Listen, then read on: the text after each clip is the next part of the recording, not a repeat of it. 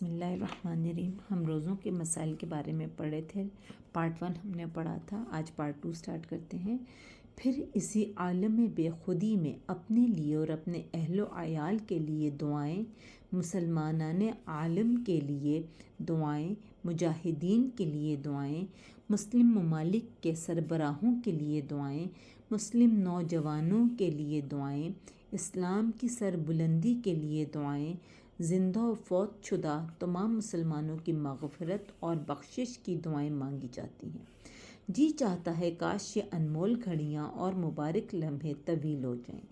یہ لمحے جو گنج گر انمایہ اور سرمایہ حیات ہیں، کون جانے کس خوش نصیب کو دوبارہ میسر آئیں۔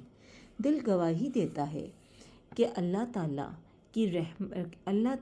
کریم کی رحمان اور رحیم ذات اپنے عاجز، محتاج اور درماندہ حال بندوں کو بڑی محبت اور فضل و کرم کی نظروں سے دیکھ رہی ہے۔ خالق و مخلوق میں کوئی پردہ حائل نہیں، اور خالق اپنی مخلوق کے پھیلائے ہوئے دامن اور اٹھائے ہوئے ہاتھوں کو کبھی خالی واپس نہیں لوٹائے گا۔ عبادت اور ریاضت کا یہ ذوق و شوق اور ایمان و ایقان کی یہ کیفیتیں عبادت کے اسی موسم بہار سے تعلق رکھتی ہیں۔ عبادت کی اس سارے اہتمام کی غرض و غایت اور مقصد کیا ہے؟ اللہ تعالیٰ نے قرآن مجید میں خود اس کی وضاحت فرما دی ہے۔ اے لوگو جو ایمان لائے ہو، تم پر روزے اسی طرح فرض کیے گئے ہیں جس طرح تم سے پہلی امتوں پر فرض کیے گئے تھے، تاکہ تم متقی یعنی کہ گناہوں سے بچنے والے بنو۔ ہمیں پتہ ہے نا، متقی کا روٹ ورڈ ہے وقی۔ وقی کا مطلب ہے کہ ڈر کے چلنا، بچ کے چلنے والا، ٹھیک ہے۔ رسول اکرم صلی اللہ علیہ وآلہ وسلم نے بھی روزے کا مقصد بیان کرتے ہوئے فرمایا ہے، روزہ گناہوں سے بچنے کے لیے ڈھال ہے۔ روزہ دار فحش باتیں اور کوئی بیہودہ کام نہ کرے۔ اگر کوئی شخص گالی گلوچ اور لڑائی جھگڑے پر اتر آئے تو صرف اتنا کہہ دے میں روزے سے ہوں۔ یہ بخاری شریف کی بات ہے۔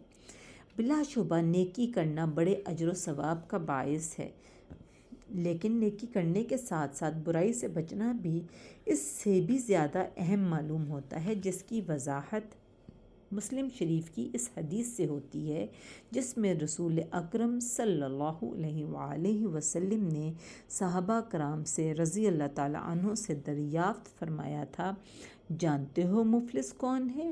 صحابہ کرام رضی اللہ تعالیٰ عنہم نے عرض کیا، جس کے پاس درہم و دینار نہ ہو وہ مفلس ہوتا ہے۔ آپ صلی اللہ علیہ وآلہ وسلم نے ارشاد فرمایا، میری امت کا مفلس وہ ہے جو قیامت کے روز نماز، روزہ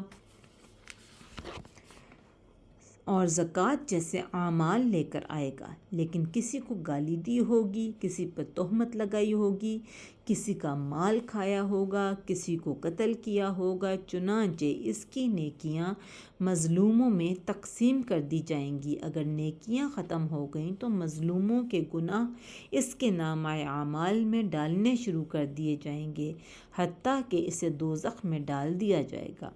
اس حدیث پاک سے یہ اندازہ لگانا مشکل نہیں کہ برائیاں خواہ چھوٹی ہوں یا بڑی، ان سے بچنا کتنا ضروری ہے۔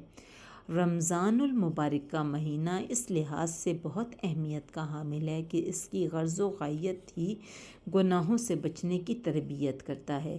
اس مقصد کے حصول کے لیے شیاطین کو پابند سلاسل کر دیا جاتا ہے، تاکہ جو شخص گناہوں سے رکنا اور بچنا چاہتا ہو، اسے کوئی رکاوٹ محسوس نہ ہو۔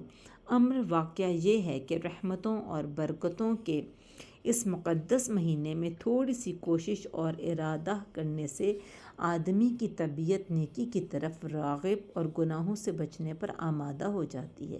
بس جس مہینے بھر دن کے اوقات میں ترک و طعام کے ساتھ ساتھ اللہ کے حضور اپنے گزشتہ گناہوں پر احساس ندامت کے ساتھ ساتھ توبہ و استغفار کی اور آئندہ کے لیے ہر قسم کے گناہوں سے بچنے کا مصمم ارادہ کر لیا، اس نے گویا روزے کے مقاصد حاصل کر لیے اور ماہ سیام کی برکتوں سے بھرپور حصہ پا لیا۔